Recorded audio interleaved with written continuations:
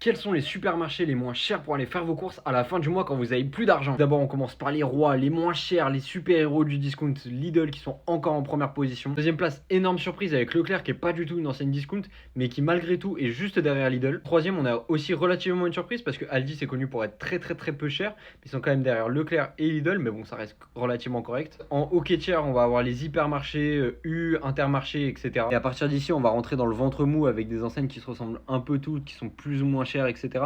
Encore que si vous avez une carte de fidélité, ça peut être correct. Ici, le hypermarché Auchan, ça commence à être limite, mais c'est quand même respectable. Là, les deux derniers là, je sais pas ce qu'ils font, ils sont complètement en roue libre, ils partent, ils explosent les prix, etc. Je vous dirais à juste titre qu'il y a des enseignes dont on n'a pas du tout parlé, comme Monoprix ou Franprix par exemple, qui sont des enseignes de proximité, qui sont des enseignes de centre-ville, et qui de fait sont beaucoup plus chères que les enseignes dont on a parlé juste avant. En parlant d'enseignes qu'on n'a pas évoquées, on va parler aussi de Netto et de Action, qui sont des enseignes aussi discount, qui ont des prix très faibles, donc n'hésitez pas à y aller, même s'ils sont pas dans cette liste. Voilà, maintenant déjà avec ça, vous avez déjà une petite idée des magasins dans lesquels vous ne pouvez plus aller quand c'est la galère en fin de mois. N'hésitez pas à me dire lequel vous a le plus surpris en commentaire, et abonnez-vous à Plein Grande École pour plus de contenu.